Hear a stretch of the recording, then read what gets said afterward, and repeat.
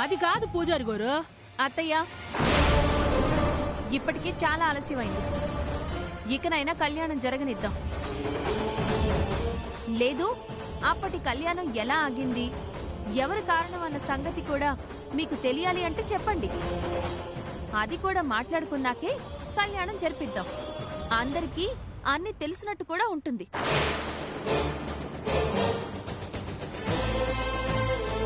అవన్నీ నాకెలా తెలుసు అని అనుకోవద్దు. ఈ మంగళసూత్రం ఎక్కడుందో తెలిసిన నాకు దీని వెనకున్న చరిత్ర తెలియకుండా ఉంటుందా? మీ అబ్బాయి గారు ఎక్కడా? ఆయనకు కూడా తెలియాలి కదా. ఏమండి ఏమండి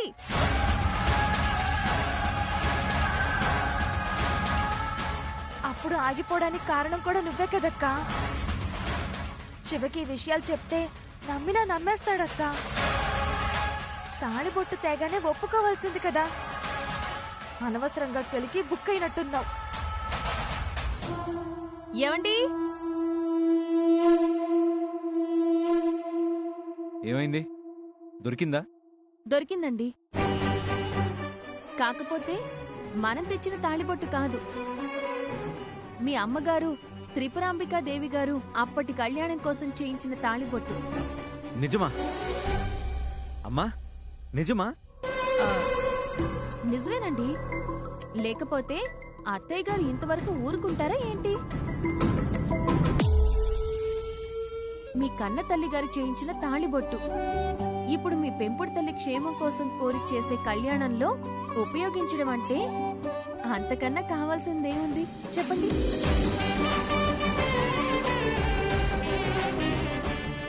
అమ్మా, వర్జం వచ్చేస్తుంది. ఇక కళ్యాణం మొదలు పెడదామా? అలాగే పూజారి గారు.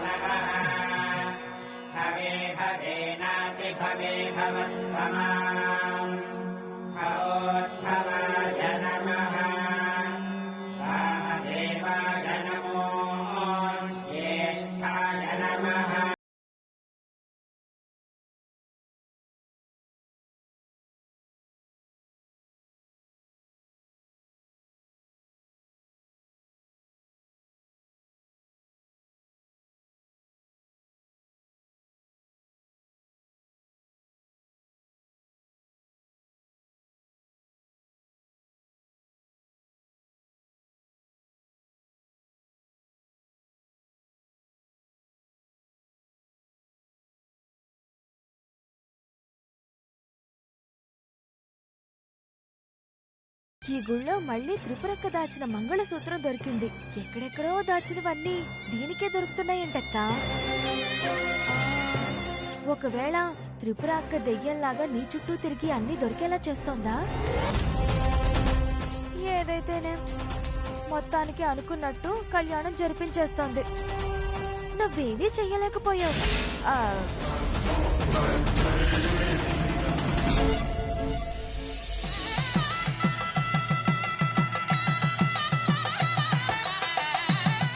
ఆహజాత వేదో లక్ష్మీమనపగామిని.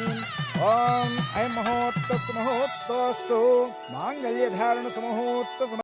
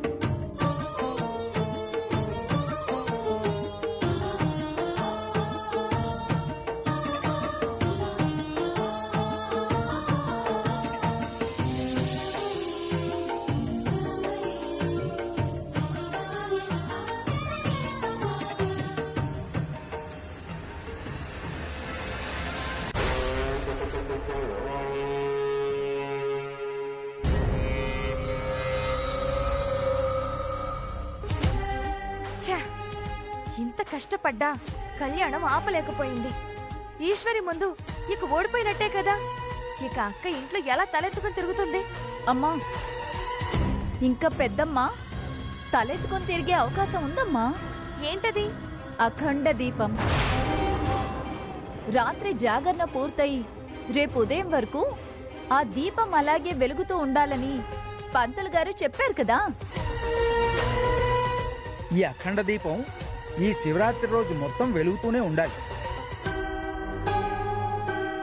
అంటే కళ్యాణం మొదలుకొని రాత్రి జాగరణ పూర్తి చేసి మళ్ళీ తెల్లారే వరకు వెలుగుతూనే ఉండాలి.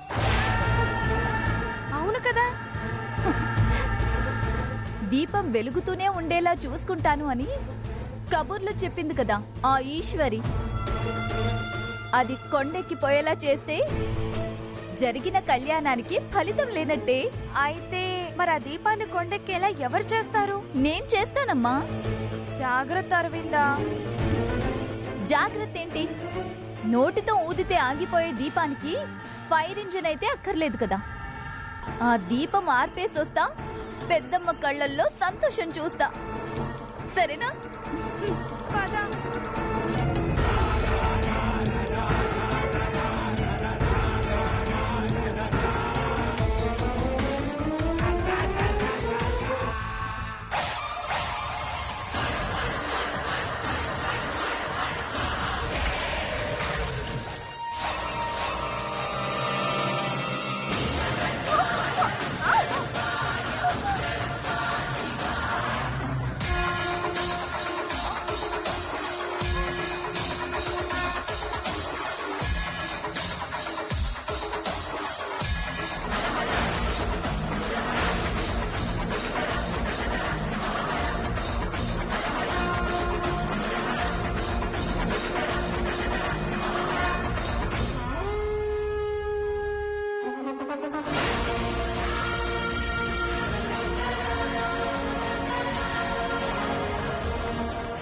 ఎవరు తీసిన గోతులో వాళ్లే పడతారనుకుంటే నువ్వొచ్చి పడ్డావేంటి అరవిందా? అయినా నువ్వు ఆ చెట్టు కాసిన కాయవి కాదు కదా, నీకు ఆ బుద్ధులు ఎలా వచ్చాయి? మీరిలాంటి పాడ ఆలోచనలు చేస్తారని నా జాగ్రత్తలో నేనున్నాను. ముందుగానే నూనె పోసాను.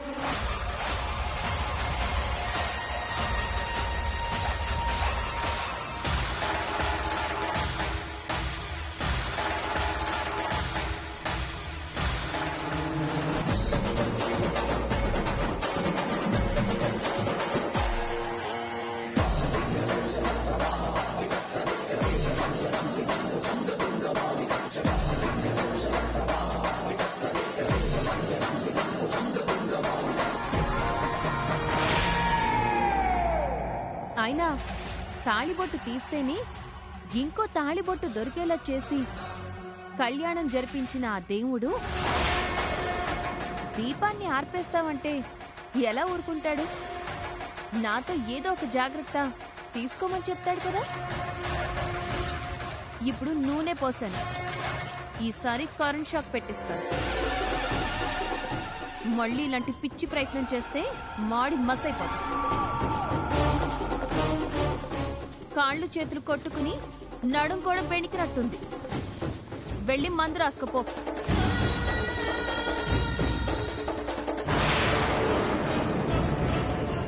అమ్మాజీ, తాళిబొట్టు విషయంలో ఏమరపాటుగా ఉండిపోయాను కదా అని మిగతా విషయాల్లో కూడా అలాగే ఉంటానని అనుకోవద్దు. అది కూడా త్రిపుర అత్తయ్య చేసిన తాళిబొట్టుతో కళ్యాణం జరిపించాలని ఆ దేవుడే అలా చేశాడేమో. ఇక నుంచి ఏ ఆటంకం రాకుండా 1000 కళ్ళతో కనిపెట్టుకుంటాను.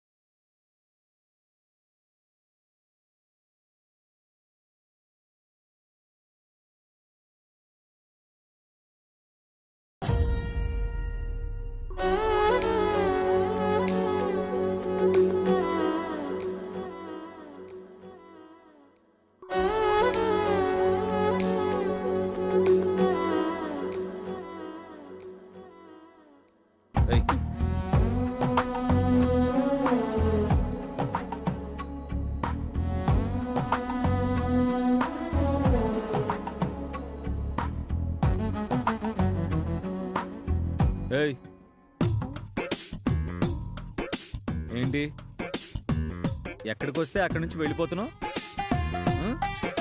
అసలు ఈ పొగరేంటి అర్థం కావడం లేదు. పొగరు కాదన్నయ్యా, కోపం. కోపమా? ఎందుకు?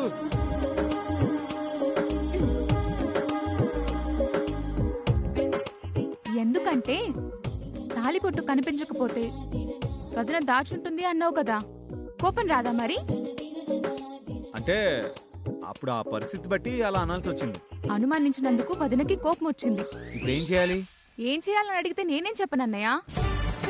వదినలా ఎందుకుందని అడిగితే కారణం చెప్పాను. ఏం చేయాలో నువ్వే ఆలోచించుకో.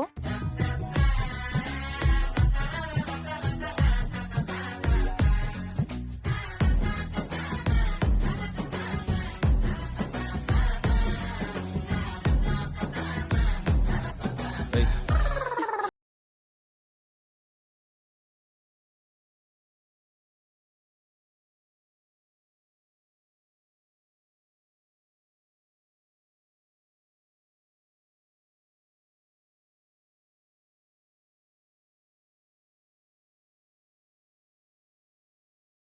ఏంటి? అంతే మరి. నేను ఎవరి క్షేమం కోరి ఈ కళ్యాణం జరిపించానో ఆవిడే నన్ను అనుమానించింది కాబట్టి ఈ ఫలితం ఆవిడికి దక్కదు.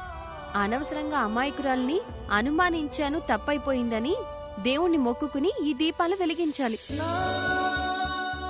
మామూలుగా కాదు, మోకాల మీద కూర్చొని ఒక్కో దీపం వెలిగించుకుంటూ వెళ్ళాలి. దీనికి మీ అమ్మగారు ఒప్పుకోవాలి. ఎందుకు ఒప్పుకోదు? నేను ఒప్పిస్తా. అమ్మ క్షేమం కంటేనా?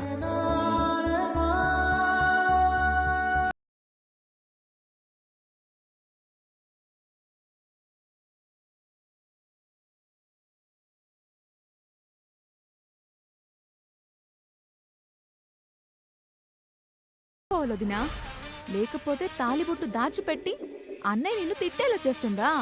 తిక్క కుదరాలి రోజు.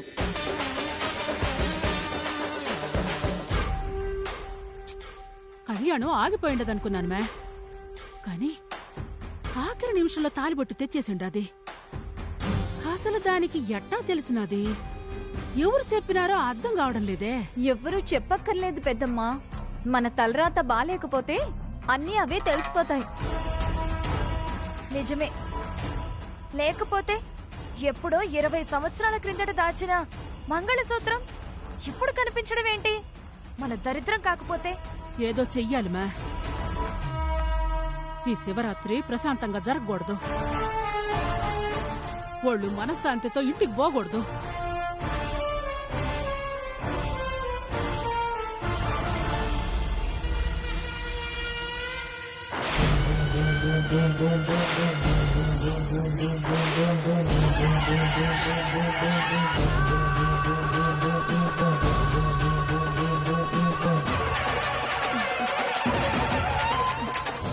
తప్పు చేసావమ్మా.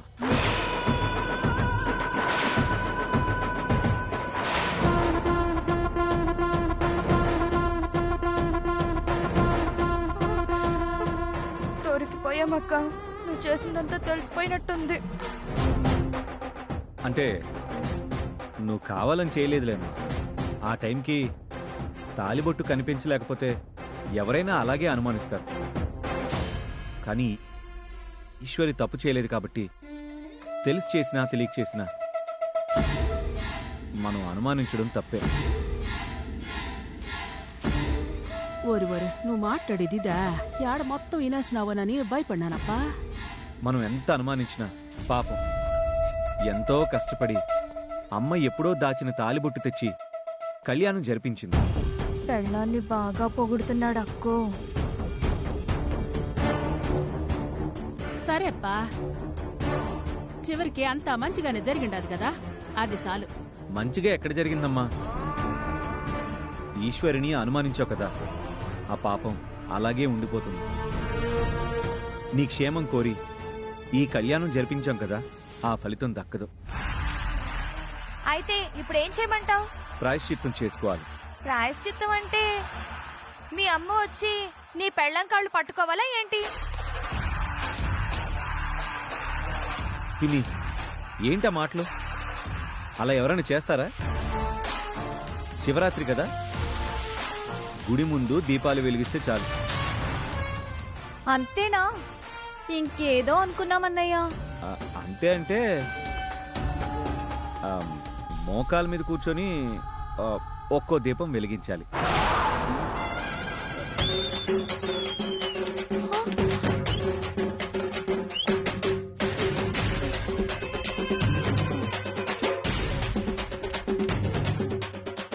మోకాలి మీద ఇదేం ప్రాయచిత్తమప్పా? ఈశ్వరి పూజారి గారిని అడిగిందమ్మా, అలాగే చేయాలంట. లేకపోతే కళ్యాణం చేసిన ఫలితం దక్కదు. నీకు మళ్ళీ ఆపదలు ఎదురవుతాయి. దానికంటే ఇదే మంచిది కదమ్మా, పదండి.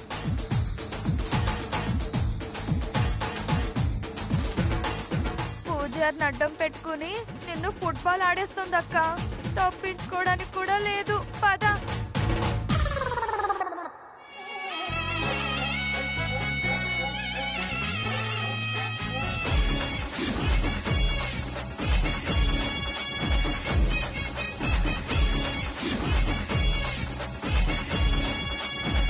మీరు కూడా వెలిగించండి అత్తయ్య. మేమందరం వెలిగించాం.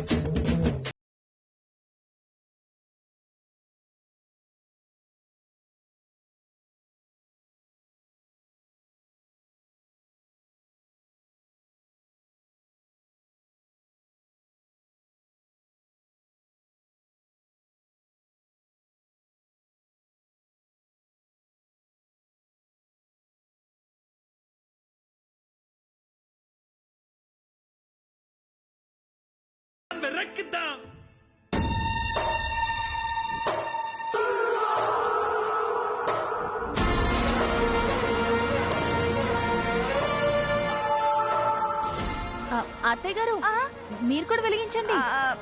అలాగే ఈశ్వరి. పద.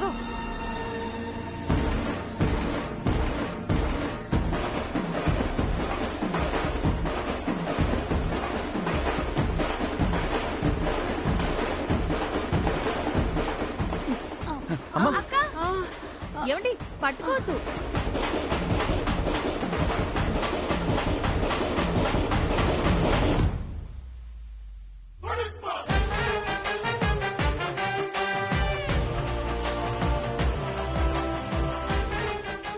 నొప్పిగా ఉందా అత్తయ్య?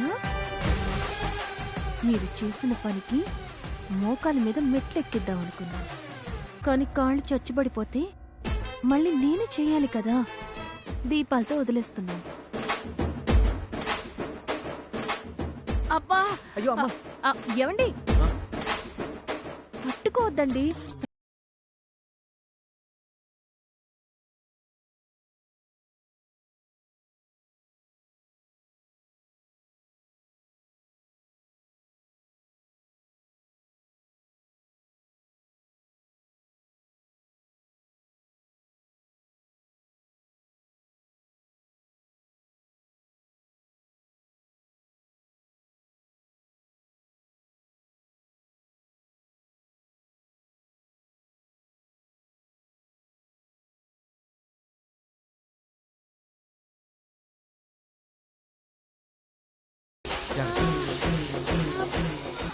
మెల్లగా.